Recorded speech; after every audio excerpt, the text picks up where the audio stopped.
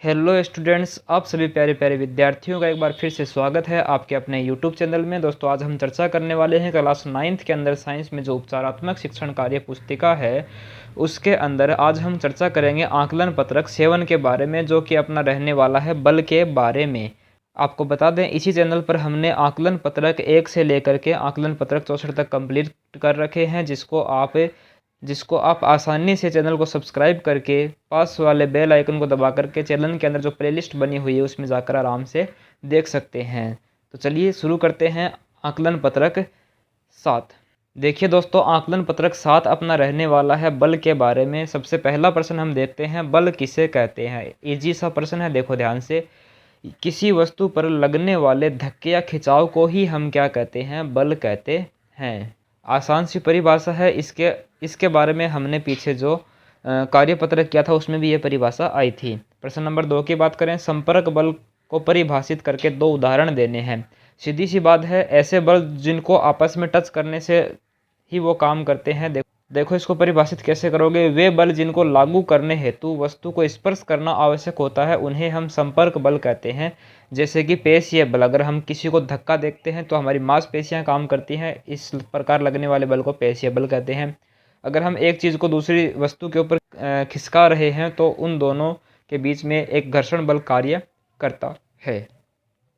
तो इस प्रकार से आपको बता दिया कि अगर टच में रहेंगी कोई वस्तुएं और फिर हम बल लगा रहे हैं तो टच वाले बल को हम स्पर्श या फिर संपर्क बल कहते हैं। प्रश्न नंबर 3 की बात करें, असंपर्क बल को परिभाषित करना है तो वे बल जिनको लागू करने हेतु वस्तु को स्पर्श करना जरूरी नहीं होता है उसे असंपर्क बल कहते हैं। जैसे कि गुरुत्वाकर्षण बल और चुंबकीय बल, इन बलों को हम बिना वस्तु को छुए ही ये बल लागू कर सकते हैं। ठीक है। प्रश्न नंबर 4 की बात करें, बल के लिए सही कथन पर सही का चिन्ह लगाना है आपको। देखिए ध्यान से, पहला है इसके अंदर किसी वस्तु पर बल लगाते हैं तो उसकी स्थिति में परिवर्तन आता है। बिल्कुल सही बात है, बल लगाएंगे तो परिवर्तन आता है। ठीक है।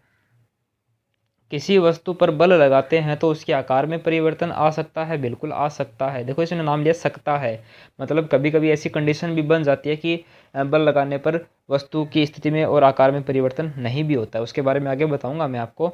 देखो तीसरा, देखो किसी गतिशील वस्तु की दिशा को बल द्वारा परिवर्तित कर सकते हैं। मान लो गाड़ी चल रही है तो इसके स्टीयरिंग पर बल लगाएंगे तो गाड़ी की जो दिशा है वो बदल जाएगी बल लगाने से, हमारे बल लगाने से। फोर्थ है, किसी गतिशील वस्तु को बल द्वारा स्थिर अवस्था में लाया जा सकता है। मान लो गेंद है, लुढ़कती लुढ़कती जा रही है, गतिशील है, उसके ऊपर बल लगाया तो आप उसको रोक सकते हो, स्थिर में ला सकते हो। सही बात है। पांचवा है, किसी वस्तु को स्पर्श किए बिना बल लगाया जा सकता है। बिल्कुल लगाया जा सकता है, जैसे कि चुंबकीय बल और गुरुत्वाकर्षण बल। सिक्स्थ है, किसी वस्तु को ऊपर फेंकते हैं तो पुनः लौटकर आती है। कौन से बल के कारण? गुरुत्वाकर्षण बल के कारण होता है। बात ये भी सही है।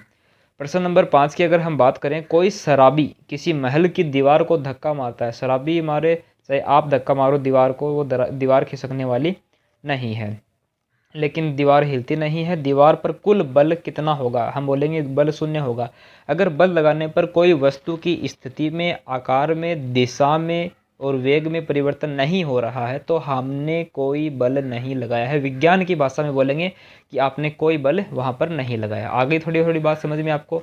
तो इस प्रकार से यदि बल लगाने पर वस्तु का विस्थापन 0 है तो बल भी क्या होगा? शून्य होगा। आई बात समझ में? तो इस प्रकार से ये इसका सही आंसर हो जाएगा। आपको बता दें कि कार्यपत्रक 57 तक हमने इससे पहले कंप्लीट कर लिए हैं। अगर आपने वो नहीं देखे हैं तो प्लेलिस्ट में जाकर के ज़रूर उनको चेकआउट करें। प्लेलिस्ट में आपको आगे के वीडियो भी आराम से मिल जाएंगे। अगर आपको वीडियो अच्छा लगा है तो वीडियो का एक लाइक करके मुझे बता सकते हैं। अपना एक प्यारा सा कमेंट बॉक्स में छोड़ सकते हैं। सबसे प्यारे कमेंट को मैं सबसे ऊपर पिन कर दूंगा। अगर चैनल पर नए हैं तो चैनल को सब्सक्राइब करके पास वाले बेल आइकन को दबा लें। इससे फ़ायदा ये होगा कि अगले वीडियो का नोटिफिकेशन मिलेगा आपको सबसे पहले। मिलते हैं अगले वीडियो में, तब तक के लिए धन्यवाद। अपना ख्याल रखें। जय हिंद।